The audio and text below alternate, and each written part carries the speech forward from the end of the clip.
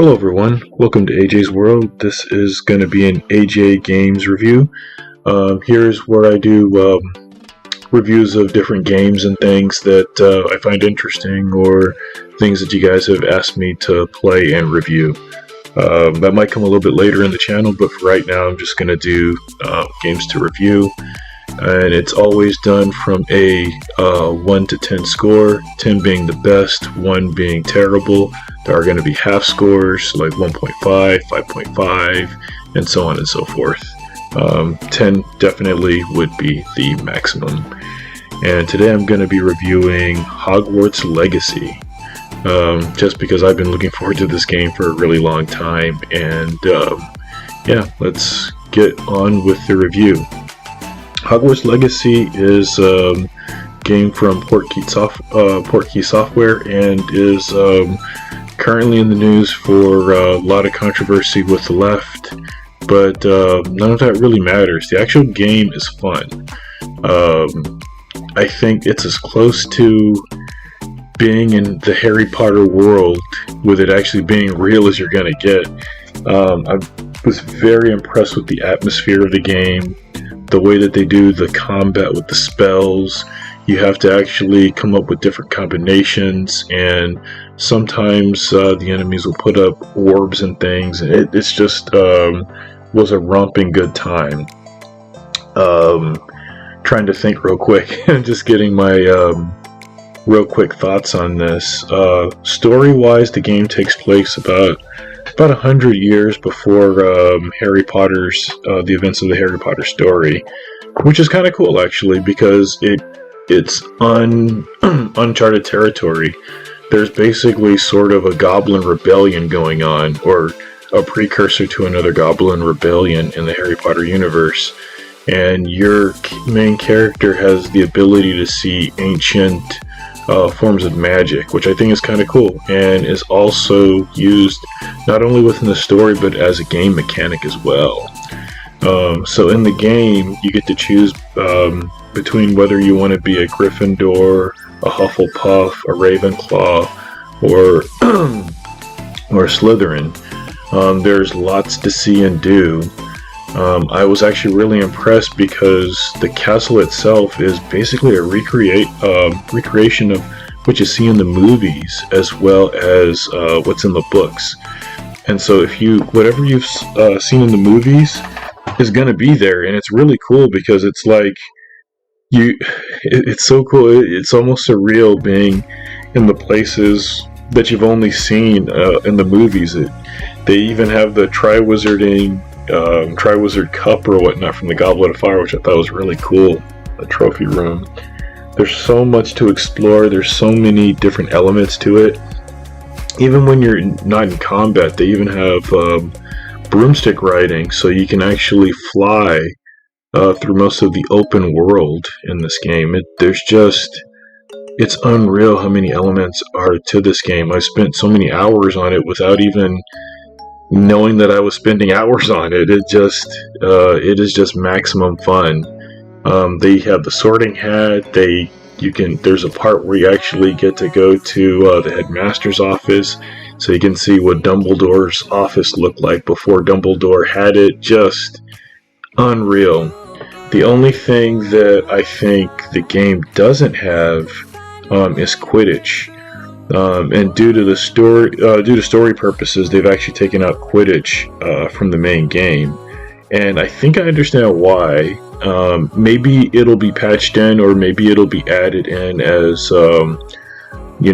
downloadable content later on down the line. But the reason why they don't have Quidditch is I don't actually know how you can make the mechanics of something like that work. Like, I get how the broomstick riding works in this game. It's actually pretty fun and very intuitive, and a lot of things like that I really like are in there, but I don't know how you could do the mechanics. Maybe I'm not a dev, I'm not a game designer, so I don't know how you could make mechanics in there that would work for this game and flow with the regular story and all the other elements to it. So maybe it's just a failing on my part that I may just not be able to do it. Some of the things I really like about this game, obviously the atmosphere. Some of the side characters have really awesome quests that got me really invested. Sebastian Salo, no spoilers, I think that got me invested. That was darker than I imagined, and I just felt for all the characters in that main storyline that was going on, and it was good. It was actually really good. Another pro that this game really has is the exploration. Going out into the open world and just searching for things just didn't feel like a chore. A lot of it was just so much fun, and I just really got into it. And the draw distances were just amazing. Not anything, but practically anything that you see in the distance can be reached via walking, via animal companion, via your broom. Like, there's so many methods to get to places, but if you see it, you can get there, and I think that's really cool. Including Hogwarts Castle. It's so interesting to see Hogwarts at night and the daytime just from far off. And then you get on your broomstick, or you'll run there, and then you're there. It's really amazing, really cool stuff.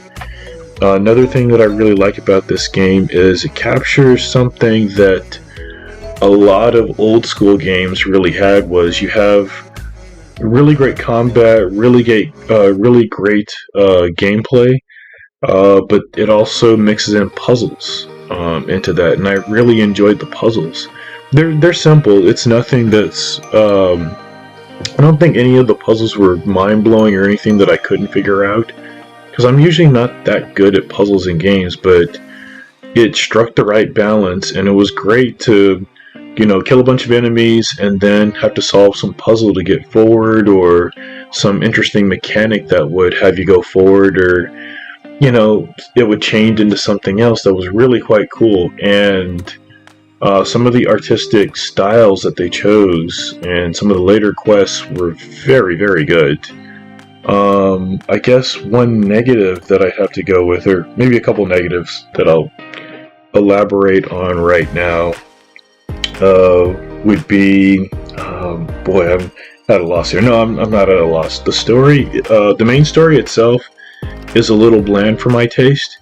It started off quite good and could have been more interesting, but it would have been nice had the bad guys, I guess, taken more center stage or had more to do. A lot of the things you're doing in the game do have to do with the main story, but the main bad guy felt a little unfocused, and even some of the sub-bad guys that were amongst the same category just never really resonated with me.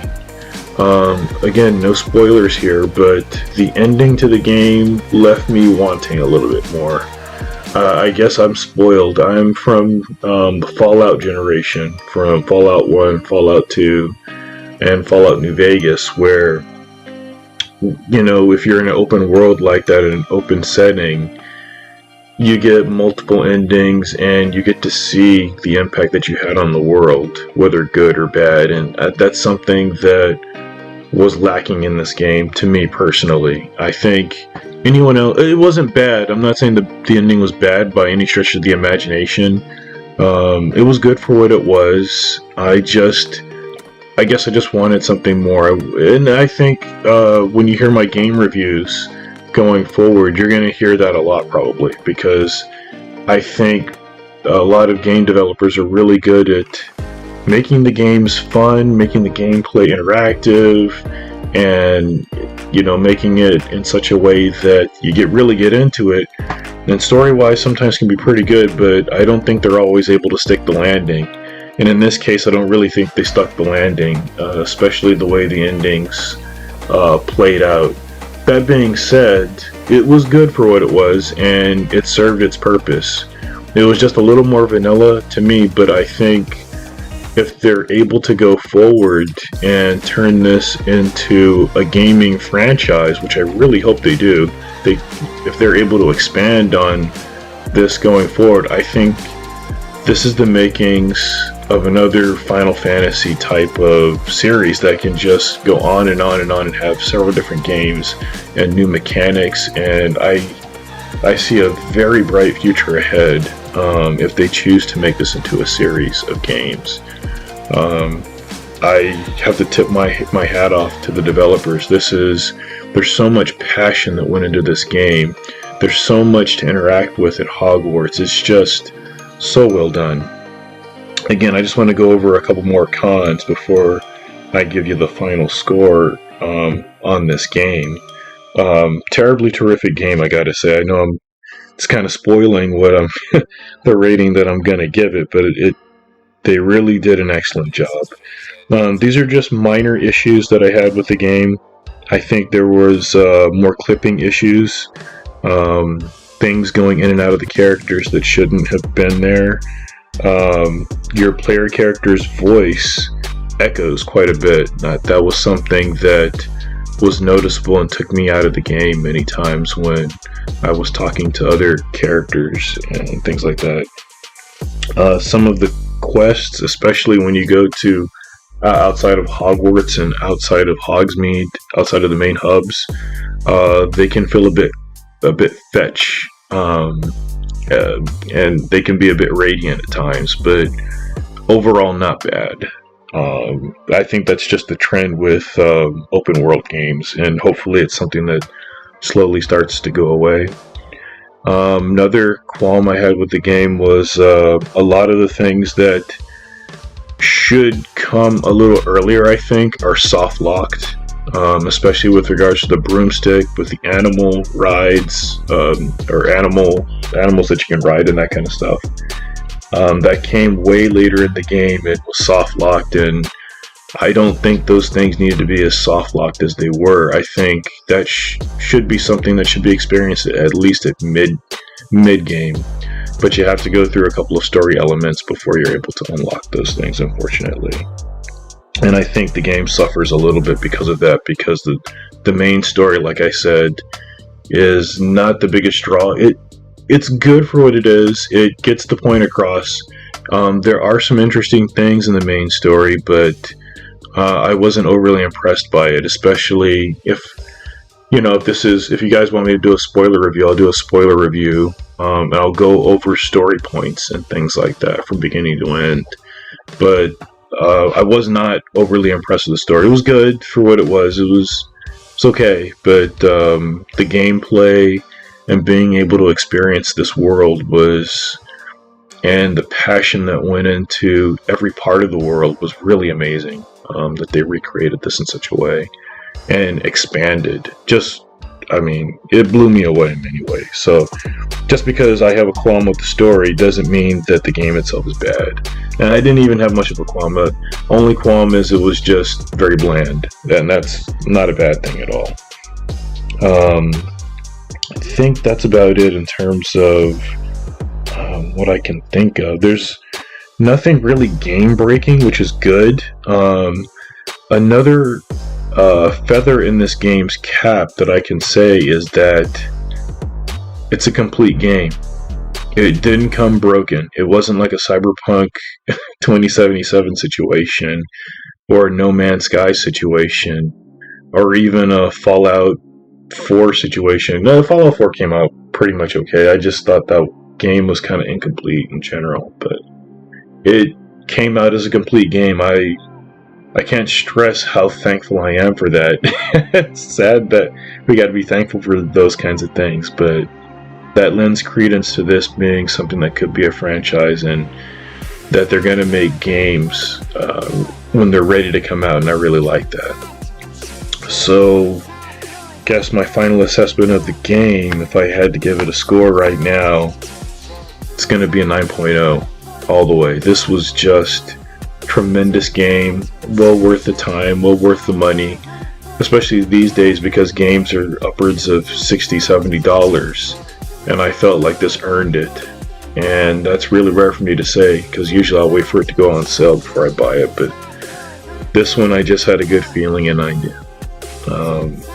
If you guys have any questions, please let me know down in the comments, but please do like, subscribe, comment, I'll be posting this to Rumble and BitChute as well. So if you guys have any questions, let me know. If you want me to do a spoiler review, I am more than happy to do so. But this game is a 9.0 all the way. Just terrific. Alright guys, that is my Hogwarts Legacy review. And yeah, take care and cheers.